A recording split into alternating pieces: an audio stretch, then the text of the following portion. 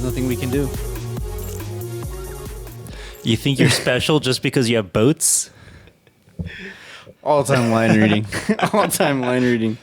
We're back, ladies and gentlemen. It's me. It's James. It's me too. It's also Connor. In spirit again. Mm-hmm. Thank you, Connor, if you're watching this. We're back with another episode. We just watched the highly divisive, depending on what side of history if you like facts or not. That's right. We just got back from Ridley Scott's new movie, Napoleon. It did feel like that. It's called Napoleon, not Josephine. It's called Napoleon. Could have fooled me. I think we have grounds to file a class action lawsuit. I feel like we were not. There was not enough Napoleon in my Napoleon movie. Of what this product actually was. But yeah, we just came back to watch Ridley Scott's new movie, and it is a movie that it is in his discography. It's in his filmography too. Sorry, yeah, using the wrong word on that one. We were both a little excited for this movie. I think in our preview of 2023, yes, and also in the mid-season when we started seeing like pictures of Joaquin Phoenix in the costume, and then the first poster came out, we were like, "Oh, which Ridley Scott are we gonna get? Yeah, what is it gonna be?" Because I think Ridley Scott the last, I would say like 8 years, has been. He did The Martian. Right. That, I think, is, in my opinion, The Martian and The Last Duel, which are like good quality movies. I didn't see The Last Duel, but I saw The Martian. But then there's, Prometheus, House Alien, of Gucci, Alien 16, Alien 17. There's also All the Money in the World, which... Didn't know that was a thing. Yeah. Okay. Nice. So yeah, we were a little apprehensive about which side of Ridley Scott this was going to be. Mm-hmm. And I know what side it's on for me. Same for me. But before we get there, your thoughts on just Ridley Scott as a filmmaker? On Ridley Scott as a filmmaker. It's not a guy we've really talked a lot about. We've alluded to him, but we really haven't done like a deep dive, which I don't think we will because that's like a lot of movies. Yeah, absolutely. And a lot of them are not worth watching whatsoever. Well, that's what he is, right? He's a working director where it's just, I just want to be on set. Yeah. For better or for worse. That's I will not blame a director if a script connects with him and he wants to go through the process of turning that into a feature film. I can't fault him for that, for any of his projects, whether they turn out quality or not. Ridley Scott at his peak, and I'm thinking like Alien, Blade Runner, but also Black Hawk Down, The Martian as well. Gladiator, for me personally. Yeah. Some people would disagree. Is fantastic. Yeah. One of my favorite directors, it's in my opinion. Run of summer blockbusters that just eclipses everybody else's summer blockbuster. Yeah. And I think, I don't mean that in a derogatory term. Yeah. Because, me personally, summer blockbusters are fun. I mean, Christopher Nolan's my favorite director. Yeah. It's exclusively what he blockbuster does. director. So, I enjoy it. But I think there was definitely, in those older prime movies, there's this level of sophistication in his filmmaking that, at least for the time, I don't think a lot of directors were doing. But I think, unfortunately, times are starting to catch up to our guy. And he doesn't seem to want to evolve or just... I don't know, I don't know what the real... I don't want to go full like armchair psychologist here. Well, one of the things that when I was super into Ridley Scott, Blade Runner in particular, and I kind of just watched interviews with him, read interviews, and saw kind of what his process was. What struck me, and what I guess in a certain extent admire about him, has been his focus on efficiency. The idea of using multiple cameras to film one scene, so you didn't have to actually do reverse shots or redress the set for anything. You get everything all at once, and then you just move ahead. I think that technique started around kind of the early 2000s, and the first few movies that we see with that, which would be Gladiator, Black Hawk Down, I think are fantastic. Probably Yeah. Gladiator is one of my favorite movies. However, I think his approach to other extraneous elements of filmmaking, particularly visual effects, CGI, he's hasn't necessarily, I guess, caught up to speed with that as quickly as other directors have. I think the things he does well, action, he still does well, but anything CGI related, he seems to struggle with. James Cameron, he is not. James Cameron, he is not. Although they are very similar. They're very similar in philosophy, that's for sure. Yeah. But I mean, it is an art form, right? So we've talked about this multiple times, especially with the Avatar movies, where it's like that is a skill. Yeah. Then that's the problem with a lot of these newer movies that rely on it. Is like you can't just go in and be like Control C, Control R, render. You have to like understand what you were trying to do. Understanding from the beginning of the project. Yeah, and also like, you know, the way you move actors or the way you move camera, like that matters when you're rendering scenes in CGI. And that's a skill. And I don't think, I mean, it's hard for an almost 80-year-old director to I think, how old is he? I don't know. He's up there. The stars have aligned for him before because The Martian, which was essentially just an all CGI movie, was good. Wait a minute. They didn't go to Mars? But one of the other issues I think that Ridley Scott has over the course of his filmography has been some of the projects he picks, the scripts for them are just pretty weak, irregardless. I mean, I think particularly of like Robin Hood, and it wasn't Clash of the Titans, but it was another God one, Exodus. Yeah. Where you're going to be relying more on the visual effects. And when that's not your greatest strength, everything else has to come together, the acting and the script, which it did in The Martian with Matt Damon and a great script based off of a good book. But it doesn't for everything else. Just weird because science fiction is what he's mostly known for, and that is the genre that, you know, you would think would be like, oh, that's what you're going to use CGI for the most. Yeah. And instead of becoming James Cameron, he has like just failed to do so. It says a lot. It does feel like a stubborn. I feel like at this point it's just stubbornness. Well, I think he needs to take a lesson from Nolan, because arguably some of the best visual effects in any Ridley Scott movie was Blade Runner, which was almost all miniatures anyway. No computer generated images. Yeah. So maybe he just has to go back to. I mean, Napoleon obviously has a lot of practical effects in it anyway. But some of the CGI is extremely noticeable. Well, I mean that's a fair assessment though, because at Black Hawk Down, you think about it, you know, those are live rounds that they're shooting in. Yeah. I think they were in like Haiti or something, Dominican Republic. That they're firing. They're in the middle of the streets. They're in it, and it's actually going down. And it's like one of the greatest. I mean, we talked about it. We talked about our war movie pod long time ago. It's like that's one of the most genuine feeling war movies of like just pure raw emotion of you're in it. Yeah. That doesn't embellish it or like go too far with it to where you're like, okay, this is a little too much. It's just the same. He can't do the same for a musket. Yeah. Unfortunately. But anyways, let's break down the movie about our favorite Frenchman. Your favorite Frenchman. I mean, there's not a lot to like. There's like Lafayette and this guy. Yeah, that's really about it. Those are the only French people I think I respect. So where do we want to start with this? I'll start with this. Go for it.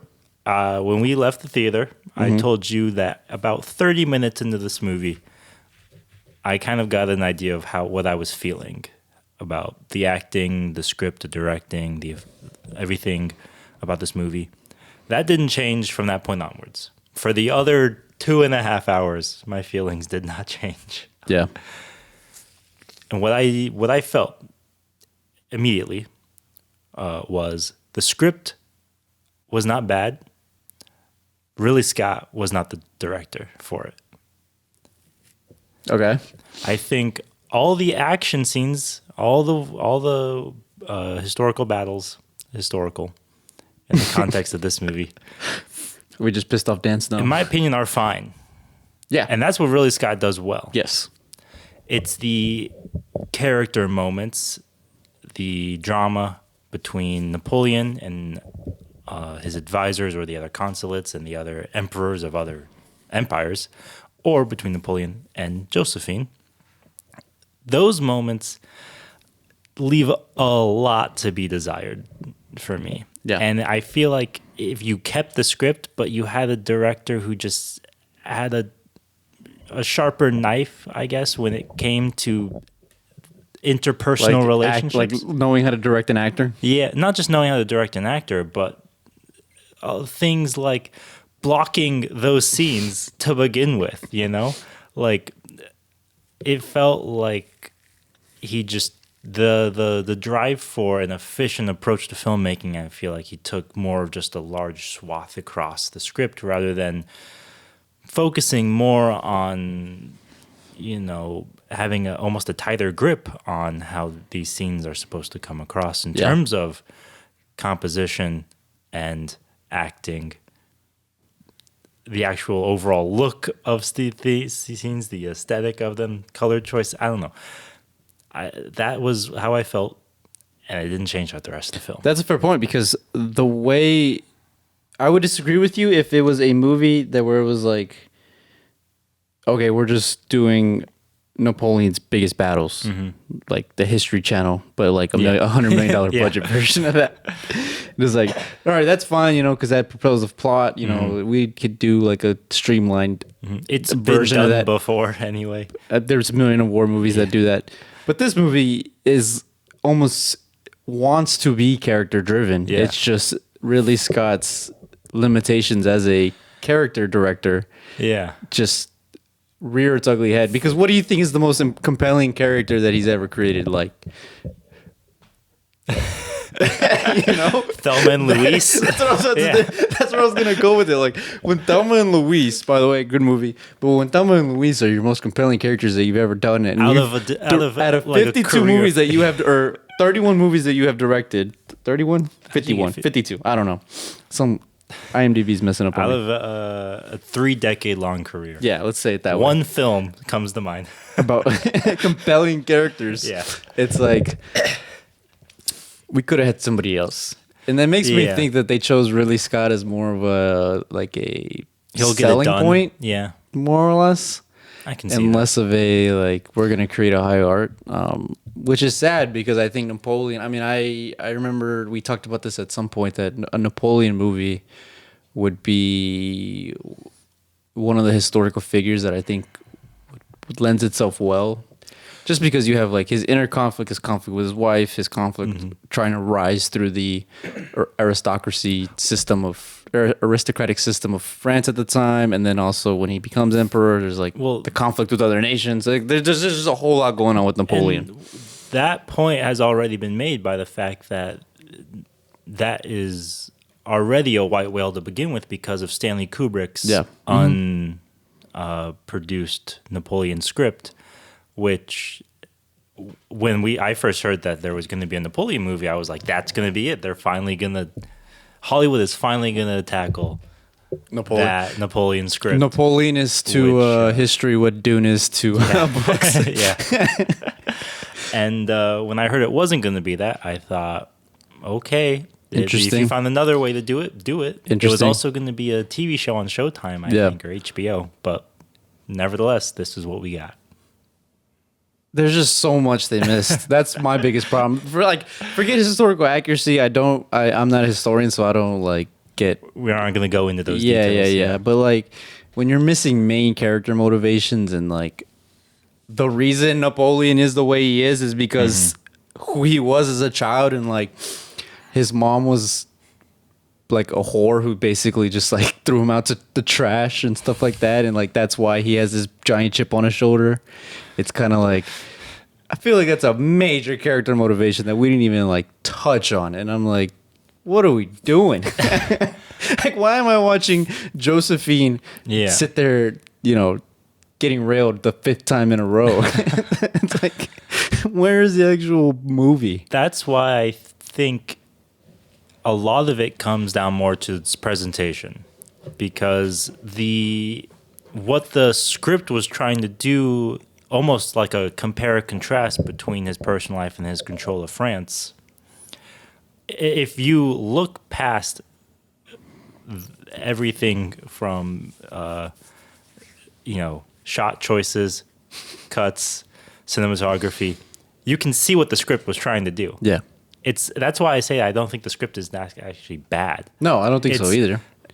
It's just it wasn't the perfect storm to elevate it to what it was trying to accomplish. It almost feels like to a certain extent, it feels like Ridley Scott was almost working against what the script was trying to do. Where he was like, I just want cool battles, and then we'll just get through the conversation. This is not a Fincher Sorkin collab. There was literally all of those scenes between him and Josephine. I was like, if Fincher was directing this, you would be paying attention to what they were saying, where they are, anything else. Now you're just waiting until the next cool scene. Yeah, until the next cool scene. Because it's literally, and a lot of it too is just characters sitting, which is my least favorite thing when you're having long scenes extended of dialogue. Yeah, it's like have them, like that's why I think people flock to Tarantino about great dialogue scenes. It's like, he has funny, whimsical dialogue, but it's also like, characters are eating pie or drinking a beer or like making mac and cheese for their dog. It's like they're doing things, and he cuts it with cool camera angles and like audio cues and interesting music. Dialogue. And also, his characters are also charismatic as well. Yeah. But it's when it's literally two wooden planks talking to each other in a chair. It's like, you lose me. There were times I felt like I was falling asleep. Yeah, really? I was literally just sitting there like, I didn't really wake up until that first scene of when they're in Austerlitz. I think that's how it's pronounced. Sorry to the Europeans for butchering that. But yeah, this was a big miss for me. I was thoroughly disappointed. And I was excited because the first scene, is that storming of the Toulon, I think is what it's called. I don't know. A lot of French people are just tuning out right now. But I saw that and I was like, oh, this is cool. Cause for me, it was cool because it was like the intricacies of warfare at the time are on display, which I think is also something that I can be like, that's a positive, right? It's also the battle where Napoleon really gained the control of the military that then allowed him to be. Yeah, he became a celebrity. Yeah. Stuff, but and it's like to see, because we have to, if you're gonna say Napoleon is the greatest general of all time, we have to see it play out. On screen, and I think that's something that a lot of writers don't do, and this one did. But in terms of directing and the movie as a whole, it was a miss. It was a miss for me. Also, in terms of acting, that's what I was gonna transition to. Acting was bad. Just I don't think there was a single redeeming actor in this movie. Here's what I'll say. Disclaimer: we're not the biggest Joaquin Phoenix fans. No, not really. I think so. The tradition of kind of taking a historical character and using them to tell kind of a fictionalized version of their life has been done before. Yeah. It's been done with people. It's been done with historical figures people respect more than Napoleon, and nobody has really gotten that upset about it. Anyway, looking at Aaron Sorkin, Steve Jobs. But the depiction of Napoleon in this movie, I think, for a lot of people, plays into kind of already our perceptions of who Napoleon was, which was a tiny guy who just wanted power with a beta. A beta male, basically. A 4chan. He is 100% an incel in this movie. Yes. Which is, probably 85% accurate, I would say. I don't know if it's to the degree that... Yeah. Because, his letters to Josephine are documented. Like, that is... I haven't done any research, but I'm pretty sure they're reading actual letters. I wouldn't doubt that at all. Letters either. But...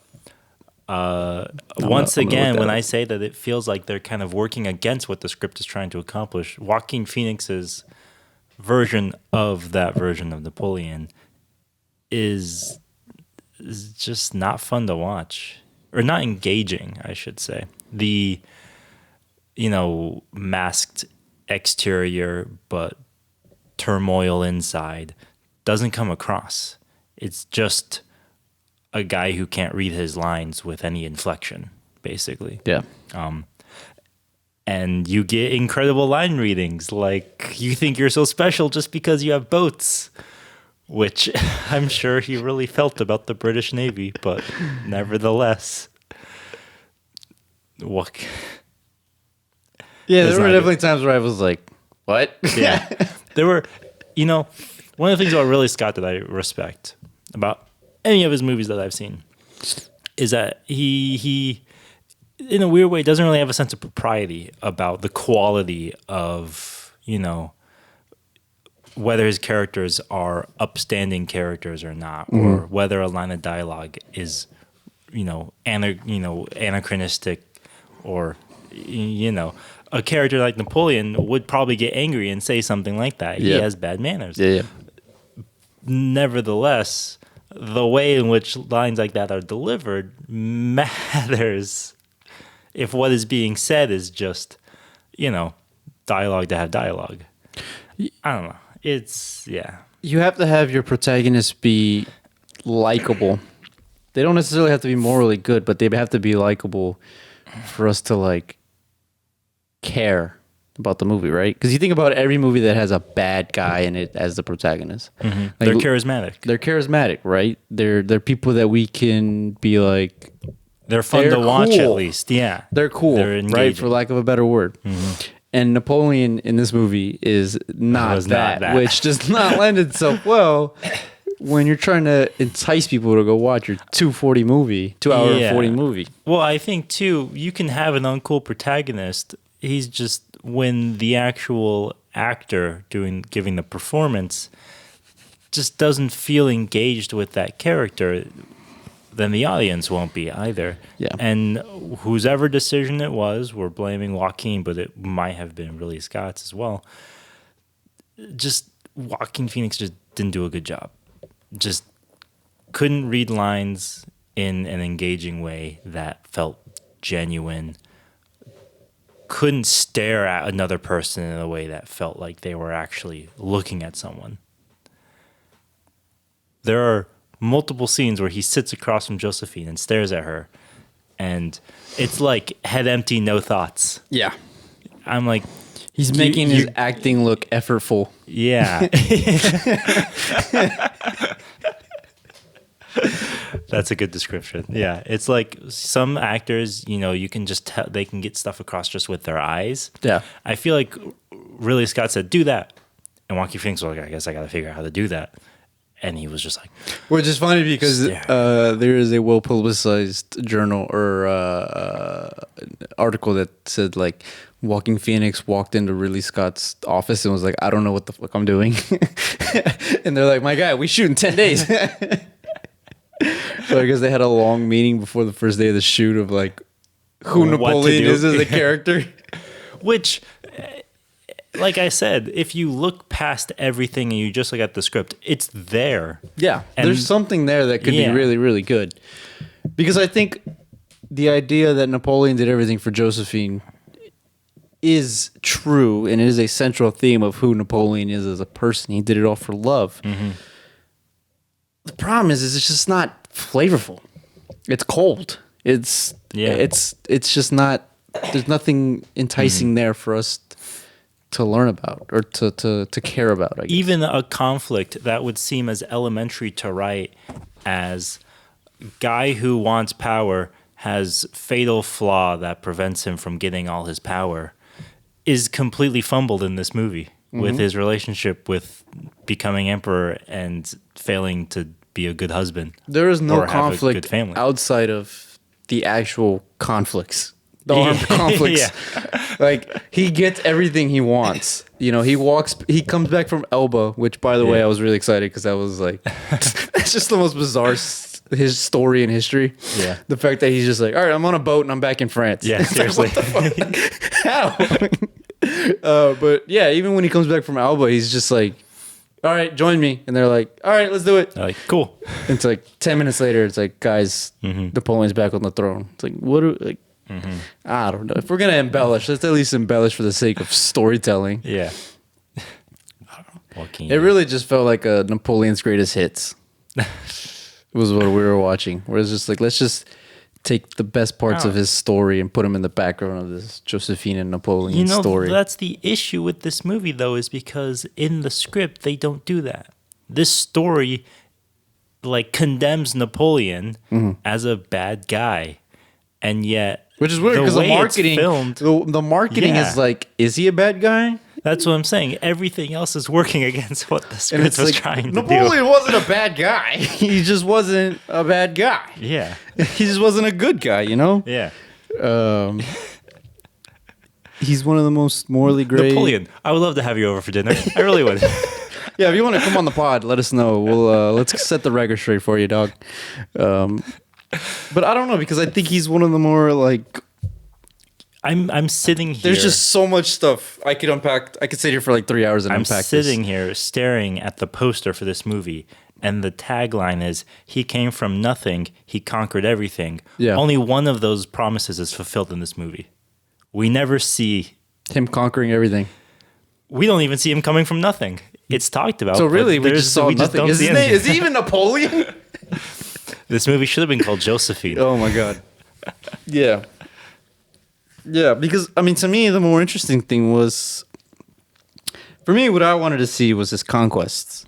I didn't care. I don't care about Josephine. I don't. But I was really interested in like he single-handedly was like, Great Britain, go F yourselves. Yeah. I own this continent and did it. I mean, I told you before, it took him 8 coalitions to beat him. Yeah, seriously. And even then, there is a version of Napoleon's. There's a version of Napoleon's life where if you just focus on his relationship with his family, that would be a good movie too. Yeah. You could absolutely do that. Yeah. The script is there. Nothing Yeah, there's else something was. there. There's something Nothing else was. There's something there. Except for the action sequences. Yeah. Those are really well done. Except for that. So anyway, another A+ from Ridley Scott. He's back, baby. We still just shell out. So back. He's so back. Yeah. Does historical accuracy matter to you? So Let's talk about that. And if it does or doesn't, to what degree? that's the issue, is because I, having studied screenwriting in school, completely understand the need to just take a historical figure but still tell a fictional story. Yeah. That, totally get that. And so, to a certain extent, historical accuracy be damned. As long as the story is good, I don't care. That being said, there are ways that you can revise history that are ideologically dangerous to do. Inventing events or character motivation or just forgetting certain things happened, feels like there's a version of Napoleon's life you can tell in the film that doesn't include his family whatsoever. Yeah. But would you still call that a historically accurate movie if his relationship with his wife meant so much to him? No, you wouldn't. But nevertheless, that would still be you could still make a good movie out of that. Similarly, you could tell a story of Napoleon where it's just him and his wife and no battles are shown. But that wouldn't be historically accurate either because he did all those That battles. would be an interesting stage play. Yeah. Which it's been done with people like Queen Elizabeth. Yeah, the life of Napoleon through the lens of Josephine. That'd be an interesting one for sure. What about you? You're a larger history buff than I am. I more so don't depends. like historical accuracy because I don't really like doing research all that much. It depends. Yeah, it depends. it depends. It really does depend because like Braveheart is a really good. As I'm looking at the back of the, as I'm looking at Mel As you're Gibson's now reminded face, of none of that movie is correct to any degree. No. But like it's still a good movie.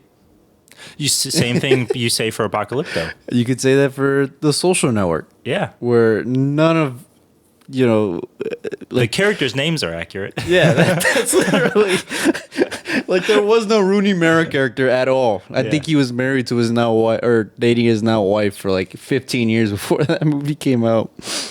So like stuff like that, you know, it's like, you know, who actually cares?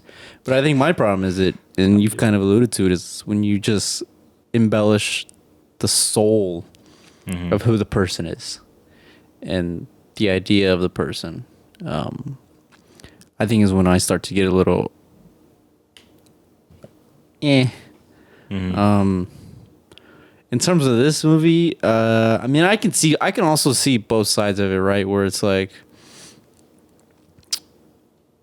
I understand why historians are mad because, you know, for a lot of people, they're going to take this movie as a fact. Yeah, absolutely. And especially, you know, the further and further we get away from the creation of this movie. But I also see the other side where it's like, were you there? To quote the great Ridley Scott, were you there? No. So shut up. No, I'm just kidding. But I don't know. I always, to kind of like go on a side tangent, I always maintain that anything historical and anything as a historical biography should just be like a 6-part miniseries. You can tell a good story in 6. It's not too long to where it's, you know,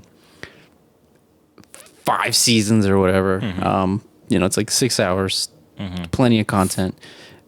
But it's also, you know, you can go into the nitty gritty. I mean, like Chernobyl is a great example of adapting real life events and embellishing. There's definitely some embellishments in that story, but it also captures the true, like, central themes and essence of those events.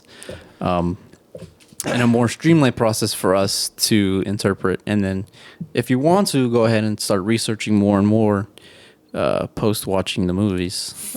That would be why I think, to a certain extent, historical accuracy should not necessarily, not say that it shouldn't be, you know, like, don't prioritize it, but like why it can sometimes be okay to upend accuracy, because people who are interested will then look into it anyway. This movie reminded me a bit more so because of the like actual set dressing and costumes, but of the movie Amadeus, which, while gives a lot of people, like, that is how they now envision Mozart. Yeah. However, his relationship with Salieri was nothing like that in real life. But because of the popularity of that movie, that's now become people's... that fiction has become people's nonfiction about Mozart's life. Even though anybody who studies classical music or looks into Mozart will immediately learn that that was not true. And that's the dangerous slope, right? It's at some point people are going to accept that as a fact. And it's like, how far are we away from people making a Hitler movie where the motives, or his motives of why he killed it? I mean, this is like an extreme example, but I'm using it as an example to illustrate this point. Is like, how far are we away from someone making a Hitler movie where they completely lie about why he, you know, the final solution? And it's like, at that point, it becomes really, really dangerous. Well, because like, you know, saying Napoleon was an incel, while it tarnishes his memory, I don't think anybody's going to come away being like, Napoleon overrated. You know, first takes out, Napoleon overrated? Could he play in today's league? The thing, too, is that it's like, if it wasn't for value dissonance, if this movie, like, if you came out back then, if you could do that somehow, people would probably be like, we should go back in time and show this movie and be like, Napoleon, look what they did to you. Yeah. Look how they massacred my boy. But they would make the exact same argument. They would be like, this isn't, you know, you're straying too far from what is actually true. This is dangerous to be this inaccurate. You know, it's why I don't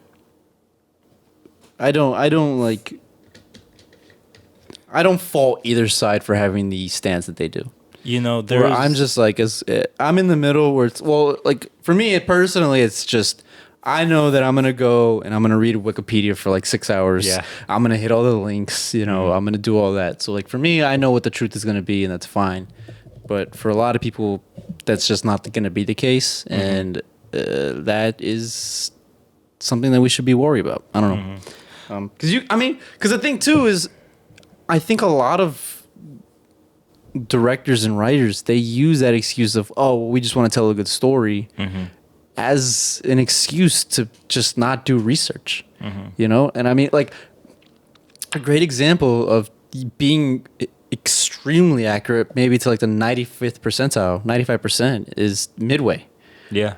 Where it's literally just everything about that movie is correct, down to like where characters were at certain moments, how certain things, like you watch the movie and you're like, oh, this guy shot down a kamikaze bomber from the back of his landed plane, or like, a pilot took a left and he saw a torpedo boat and like followed the torpedo boat all the way to the Japanese fleet. It's like, there's no way that's real. And then you read about it, you're like, they did that. Holy shit, that's actually real. My example was going to be the movie Master and Commander, which is also set in the Napoleon period, where it's like, to a certain extent, the reason why these movies get away with being so historically accurate is because they're telling self-contained stories in a larger scope. Telling the entire life story of Napoleon, you're going to have to cut some corners. Yeah. Whereas, if you're just saying just the Battle of Midway, or just these handful of battles with this one ship and one naval commander, you have the leverage in that small space to say, well, what actually happened, we can do that now, or we know we can make this because reality is so much more interesting than anything we could invent. Whereas you're telling, a story over the course of someone's entire life, there are going to be moments where you have to say, well, maybe we can cut this out. Maybe we'll just, this character will say that, even though historically this person said it, whatever, So no, like little minute details like that, where it's like, Napoleon looked to his right instead of his left in real life. It's like, who cares? Some people online historians would say some of that stuff is the important that stuff. I'm like, whatever. Did you know that Napoleon? But it's like, if they're wearing the right uniform and stuff like that, that's where I'm like, okay, first off, leather wasn't even around in 1400. So that's a lie. I'm just making it up. He wore a white scarf to every single battle. Except Waterloo, he wore a black one. But that detail is never mentioned in Napoleon. Damn. Imagine if gamblers were alive back then. It's like, oh, Napoleon's wearing a black scarf. Napoleon's wearing a black scarf. Put money on the British. Yeah. Do you imagine? I'm sure people go put did money that. Go put money on the British. I guarantee people did that anyway. Nevertheless, this movie gets a solid D for me. Yeah. Yeah, I'd put it there too. I don't, other than the battle scenes, I don't think there's anything I would want to revisit. It wasn't insulting, so it doesn't get an F, but it just didn't live up to its potential. I felt insulted. You and Napoleon can both feel insulted. No, I don't feel insulted. Yeah, I don't know. Nice, good, short review. Yeah. We haven't What are we had one doing of those next in a week? while. What are we doing next week? A couple things coming out. Should we What's tease coming out? anything? Go right ahead. A certain Mr. Miyazaki that I'm pretty excited. And a certain former Twilight actor making his voice acting debut. Yeah. All right, we'll see you guys That's then. all we can say.